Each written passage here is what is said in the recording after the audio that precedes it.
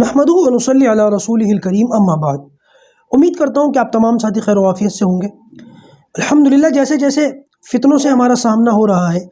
ویسے ویسے ہمارا ایمان بڑھتا چلا جاتا ہے، ایمان میں اور تازگی آتی چلی جاتی ہے، اور اللہ تبارک و تعالیٰ کا لاکھوں نہیں کروڑوں مرتبہ احسان ہے، اس کا شکر ہے کہ اس پروردگار نے ہمیں مسلمان بنایا۔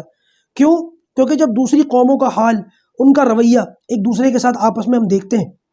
تو پھر ان کی حقیقت اور ان کا مکروہ چہرہ دنیا کے سامنے آتا ہے، تو پھر ہمارے دل کی گہرائیوں سے یہی نکلتا ہے، یا اللہ تیرا شکر ہے کہ میں مسلمان ہوں۔ دوستو، دنیا کے اندر نعرے اور انسانی حقوق کی باتیں تو بڑے چڑھ کر کی جاتی ہیں، بڑے زبردست طریقے سے نعرے لگائے جاتے ہیں اور دنیا کے سامنے باتیں کی جاتی ہیں انسانی حقوق، ہیومن رائٹس، لیکن جب ان کا مکروہ چہرہ دنیا کے سامنے آتا ہے تو پھر دنیا ان پر تھو کرتی ہے۔ آپ یہ دیکھیں یورپ کنٹریز، وہاں پر انسان تو انسان، جانوروں کے بھی حقوق طے کیے گئے ہیں، حتیٰ کہ خنزیر، ان کے بھی حقوق طے کیے گئے ہیں، خنزیروں کو کیسے رکھا جائے گا، ان کو کیا کھلایا جائے گا، کیا پلایا جائے گا۔ خنزیر سے اتنی محبت ہے اور انسان سے ایسی نفرت ہے کہ الجیریائی شخص کو صرف اس کے بلیک کمیونٹی کا ہونے کی وجہ سے فرانس کے اندر گولی مار دی۔ فرانس کی حالات دیکھیں آپ نے کتنے خراب ہے۔ یہی معاملہ ہمارے یہاں کی بات کر لیں، گائے سے اتنی محبت ہے، ایسی محبت کہ ابھی کچھ ٹائم پہلے ہم نے سنا تھا کہ گائے کے بھی آدھار کارڈ بنائے جائیں گے،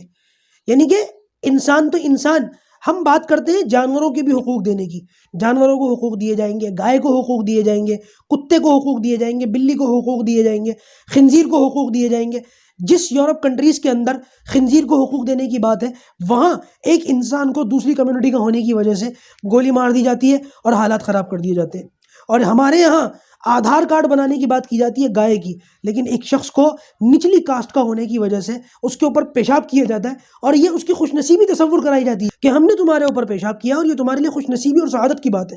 اللہ کا بڑا کرم ہے، اللہ کا بڑا فضل ہے کہ سب سے بہتر دین اسلام جو انسانوں کے حقوق کی صرف بات ہی نہیں کرتا بلکہ حقوق دیتا بھی ہے، ورنہ وہ کون سی طاقت ہے کہ حضرت بلال حبشی رضی اللہ تعالیٰ ان کو اللہ تبارک و تعالیٰ نے وہ مقام دیا، عجمی تھے، عربی بھی نہیں تھے، وہ مقام اللہ تبارک و تعالیٰ نے دیا کہ نبی کریم صلی اللہ علیہ وسلم ارشاد فرماتے ہیں کہ معراج کی رات میں جنت کے اندر چلتا تھا اور بلال کے قدم مجھے اپنے آگے آگے چلتے ہوئے محسوس ہوتے تھے۔